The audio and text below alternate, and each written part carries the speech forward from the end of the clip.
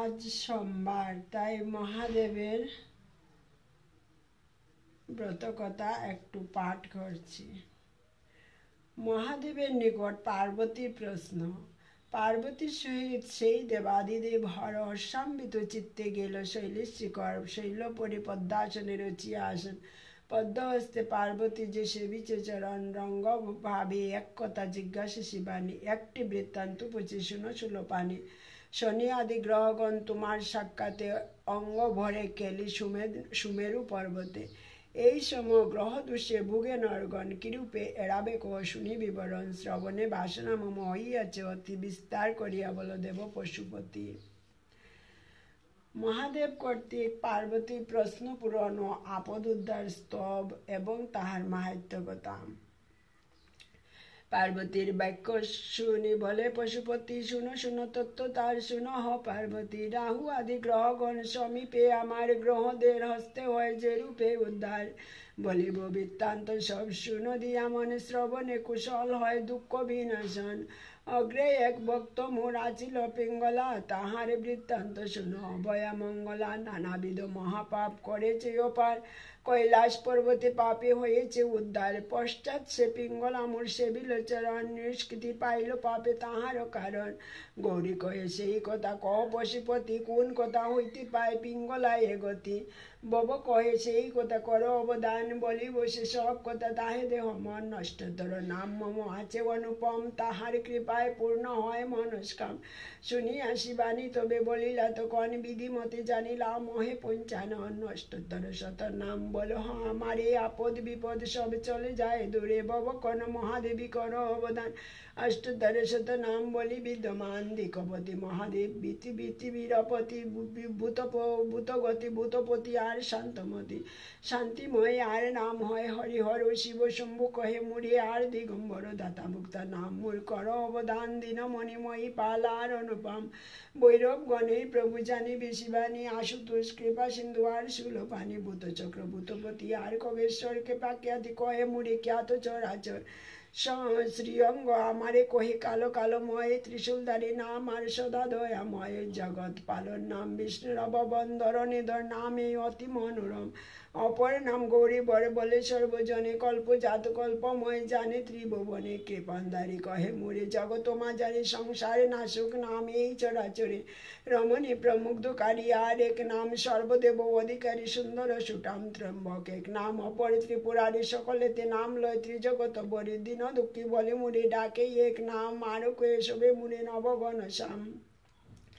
ব্যাঘ্র চর্ম পরিধান কেহ বলে মুরে, বিশ্বের স্কন্দেতে যাই বলো এ আমারে। বিঘ্ন হারি নাম মম জানিবে শিবানী, এক নাম হয় মোর দেব সুলভানী।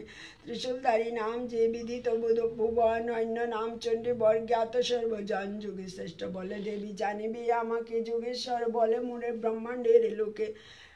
যমরাজ কালযম হয় মোর নাম সব, মরা মম নাম বিদিত ভুবন। অন্য এক নাম দেবী ভুলানা তয়, অন্য নাম মহাকাল অপর প্রভয়। ভুলা নামে ডাকে মোরে বিশ্বের মাঝারে, নীলকণ্ঠ নাম মম খ্যাত চরাচরে। উমাপতি নাম মম জগত ঈশ্বরে, নিজে হয় আমি হই নাম গৌরী বর। বাতরূপী আমি হই জানিবে শিবানী, তব স্বামী আমি হই তুমি দাক্ষায়িনী।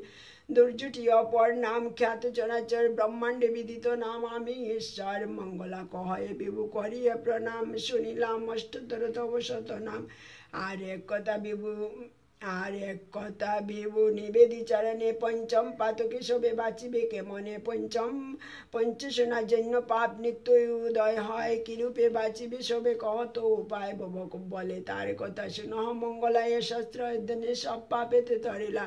চর্য ভয় পাপ তাপ সব হয় চুর, জরা ব্যাধি মৃত্যু ভয় সব হয় দূর। গৃহ দাহ পাপ যদি তাকে চিত্তেতে, তা হইলে এই শাস্ত্র পড়িবে গৃহেতে। এড়াবে সকল পাপ আছে যত যত, এ শাস্ত্র পড়িবে যে বা হয় এক চিত্ত। রাজ ভয় তাকে যদি শত্রু আসে বাসে, প্রভাতে উঠিয়া শাস্ত্র পড়িবে বিশেষে। যার নিমিত্ত কিংবা সন্তান কারণ গৃহ মধ্যে শাস্ত্র পূজা কর্তব্য কারণ ফল পুষ্প ঘৃত আর সুগন্ধি চন্দনে সপ্তদিন শাস্ত্র পূজা করিবে বিধানে নাহি রবে কোনো ভয় অগ্নির সংশয় শনি রাহু কেতু গ্রহ এড়াবে নিশ্চয় সংসারে মাঝারে আছে ভয় আদি যত চরণ প্রহারে আমি করি সব হত তোমাকে কহিনু প্রিয় করিয়া বিশেষ শনির কেতু গ্রহারিষ্ট করি তার শেষ আমি বেদ আমি বিষ্ণু আমি মহেশ্বর আমি রাত্রি আমি দিবা চন্দ্র পুরন্দর আমি ব্রহ্মা আমি বায়ু আমি জ্যোতির্ময় স্বরূপে সংসার সৃষ্টি করিনু নিশ্চয় আমি বৃক্ষ আমি লতা আমি পত্রজাত আমি পশু আমি পক্ষে বিশ্বময় স্থিত আমি নদ আমি নদী শ্রুত বয়ে যত শ্রুত রূপে ছত্র ধরিলাম স্বর্গমৈত্য দুর্বলের বল দেবী আমি যে হই সংসারে তো যত দেখো নাই আমা বই আমি যম আমি ধর্ম আমি জিত মৃত সৃজন পালন আর সংসারের হয়তো আমি দেব আমি দেবী সংসারের সারা ব্রহ্মাণ্ড আমার রূপ নহে অন্যবার খগেশ্বর রূপে হই বিষ্ণুর বাহন হনুরূপে রাম বাহিরাক্ষস কারণ সুরাসুর আদি আদি আমি দেবলোক হয় গন্ধর্ব কিন্নর যক্ষ রক্ষ রূপে রই আমি স্বর্গ আমি মর্ত আমি রসতল সরসী কানন আমি গহন জঙ্গল বায়ুরূপে আমি মাত্র সংসারেতে রই নররূপে নরলোকে মিথ্যা কথা কই সর্বশাস্ত্র শ্রেষ্ঠ হইয়া শাস্ত্র আমার পড়িলে শুনিলে হয় পাপের উদ্ধার শিব বলে কথা মনে শুনিলে মঙ্গলা পড়িবে আমার শাস্ত্র বিপদের বেলা জড়া ব্যাধি বিপদেতে পড়ে যদি নর পড়িবে আমার শাস্ত্র হয় একান্তর পড়ো এ শাস্ত্র যদি একান্ত অন্তরে অথবা শুনিলে রোগ সুখ যায় দূরে মনে মনে তাকে যদি নাহি কবুরাজ বয় পড়িবে এই শাস্ত্র তবে জানিবে নিশ্চয় বস্ত্র অলঙ্কার শাস্ত্র করিবে ভূষণ যদি নাহি পারে দিতে বহু মূল্যধন অত্যল্প কিঞ্চিত দেয়া করিবে স্তুতি একান্ত অন্তরে মুড়ে করিবে প্রণতি তবে তার রাজবয় সব হবে দূর কয়েনু যে মুন্ডমালি একতা প্রচুর সত্য সত্য তিনবার কহিনে তোমাকে দুঃখ দূর হয় যদি না চারে আমাকে পুত্র পুত্র দ্বারা আদি পায় সেই জনে রতন মানিক্য পায় বহু মূল্যধন প্রভুত্ব প্রতাপ তার নিজ গৃহে হয় রাজা প্রজা সকলেতে সুখ্যাতি করয় গবধ স্ত্রীবধ কিংবা ব্রহ্মবধ করে সকল পাতক তার চলে যায় দূরে যদি ৭৮ নাম মোরে কেবল হয় তিল মাত্র তার পাপ দেহে নাহি রয় আপদ নাসিয়া তার সম্পদ মিলয় কয়েনু মঙ্গলা দেবী জানিবে নিশ্চয় আর এক কথা বলি করো দান পঞ্চসুনা পাপ আছে ইহাতে প্রমাণ কাটেতে করিয়া বীর্য জন্ম নয় আপনার অঙ্গ যে বা আপনি বাজা এই পথ শোনা পাপ তাহার প্রদান যার করে এই পাপ হয় অনুষ্ঠান সেজন পড়িবে মোর শাস্ত্র এক মনে পঞ্চসুনা মহাপাপ কণ্ডিবে সে কনে আপদ যতে তার কণ্ডিবে সকল কহিনু তোমারে দেবী হইবে মঙ্গল পশুপথে কয় কথা মঙ্গলা শুনিল নন্দী মহাকাল তাহা পৃথক করিল প্রথমে শুনিল কথা মঙ্গলা সুন্দরী হইল অতীব সুধি যত গ্রহে তরি আর কত কত লোক তরিল অপার মোর এই কথা হয়ে আপদ উদ্ধার যে নরে শাস্ত্র পড়ে মাসে একবার শনি গ্রহ তার ঘরে না করে সঞ্চার মাসে 2 বার শাস্ত্র পড়ে যে বা নরে জন্ম হইবে তার কত্র রাজঘরে মাসে 3 বার যদি পড়ে এক মনে রাজলক্ষ্মী তার ঘরে বাড়ে দিনে দিনে একবার ভক্তি করে যদি পাঠ করে পাতক তাহাকে নাই কোনো কালে গেড়ে 2 বার যেই জন করে অধ্যয়ন যথেষ্টম যজ্ঞ ফল করে উপার্জন সকল কামনা সিদ্ধি শাস্ত্র পড়িলে ভক্তি করে এই শাস্ত্র কর্ণেতে শুনিলে শতক জন্মের পাপ হয় বিমোচন পবিত্র তাহার বংশ ইহার কারণে শাস্ত্র পড়ে কিংবা করো এ শ্রবণ তপজপ জাগে তার কিবা প্রয়োজন কেন সে মরিবে মিছে তীর্থে তীর্থে ঘুরি সব তীর্থ সদা তার গৃহের ভিতরে ধন দৈন্য পুত্র কন্যা দ্বারা বন্ধু তার দিনে দিনে গৃহ মধ্যে হয় যে বিস্তার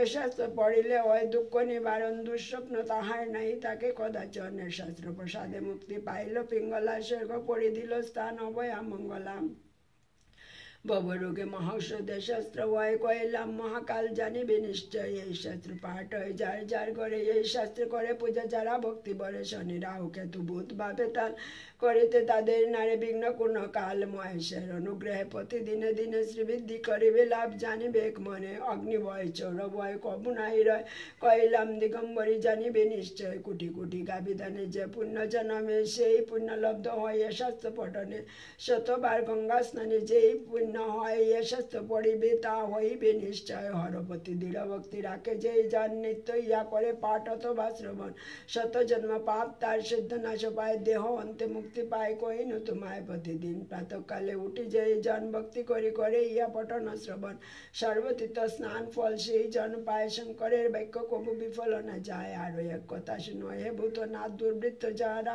সদা পাপের এ শাস্ত্র তাদের কাছে কবু না পড়িবে অষ্টতর শত নাম কবু না শোনাবে বিনীত হইয়া বসে সাধুর সকাশ পড়িবে এই শাস্ত্র তত্ত্ব কহিনু নির্যাস ভক্তিতে যদ্যপি পড়ে পড়িয়া বিপাকে ইহলোকে পরলোকে তাকে মহাসুখে মহাপাপে তরে বক্তা শ্রোতা দুই জন আরো শুনো মহাকাল হয় এক মন জ্ঞানে বা অজ্ঞানে ইহা শ্রবণ করিলে দিব্যগতি সেই জন পায় অবহেলেন স্নানকালে এই শাস্ত্র পড়ে যেই জন প্রত্যেক ক্ষেত্রে মহাপুণ্য সে করে অর্জন কপিলা শতক দানে যেই পুণ্য হয় সেই পুণ্য সেই জন লভিবে নিশ্চয় পূজাকালে এই শাস্ত্র পড়িলে ভক্তিতে বেদ পাঠ ফল পায় সে জন জগতে শাস্ত্র পড়িলে হয় যে পুণ্য অর্জন শত শত যজ্ঞ তাহা না হয় খণ্ডন মন্ত্র এন ক্রিয়ায় ন যে জন দুর্মতি এ শাস্ত্র পড়িলে তার হয় দিব্যগতি ব্রহ্মা দিয়ে স্তব করিয়া কীর্তন পাইয়াছে শ্রেষ্ঠ পদ অমর ভবন এক কথা বলি শুনো মহাকাল আর ভক্তি ভরে গিয়া কোনো দেবতায় আগার এক চিত্তে এই শাস্ত্র করিলে পটন পাতক তাহার দেহে না তাকে কখন মনন্তর বাস করে কৈলাস নগরে শিবের আদেশে আখ্যাত চরাচরে সমস্ত শুনিতে নাই পারে যে জন অর্ধমাত্র যদি সেই করো শ্রবণ তথা বিপাতকে সে পেয়ে পরিত্রাণ অন্তকালে শিবলোকে করে অবস্থান পুরাণে অবেদ পাঠে যেই ফল হয় এ শাস্ত্র পড়িলে তা লভিবে নিশ্চয় প্রত্যেক অপ্রভাতে পড়ে যেই মহামতি নষ্ট হয় দিষ্কৃণত পাতক অসংহতি অশুদ্ধ হয় এই শাস্ত্র করিয়া লিখন বিপ্রহস্তে যদি কেউ করে সমর্পণ চতুর্ভগ ফল পায় সেই মহামতি সন্দেহ নাই কইতে শিবের ভারতী জগতের উপকার বার কারণ প্রকাশ হইল এই শাস্ত্র মনোরম শিবমুখে সম্মুখিত এই শাস্ত্র হয় সুতব্য পঠনীয় শাস্ত্র নিশ্চয় ধর্ম অর্থ কাম মুখ ইহার প্রসাদী লভিতে পারে নরসুন প্রতিপদে দিন দিন এই শাস্ত্র করিলে পঠন পাপে মুক্ত হয়ে যায় কৈলাস ভবন অধিক বলিব কিবা মহাকাল আর হেন শাস্ত্র নাই কিছু সংসার মাঝার সদা বুঝ সদা জপ এই এক মন ববের জঞ্জাল যত হবে বিনাশন আপদ উদ্ধার হয় সর্বশাস্ত্র আনন্দে মহাকাল দিয়ে হইতে প্রচার আপদ উদ্ধার সব কথা সম্পূর্ণ ওম নমঃ শিবায় ওম নমঃ শিবায় ওম নমঃ শিবায় জয় শ্রীরাম।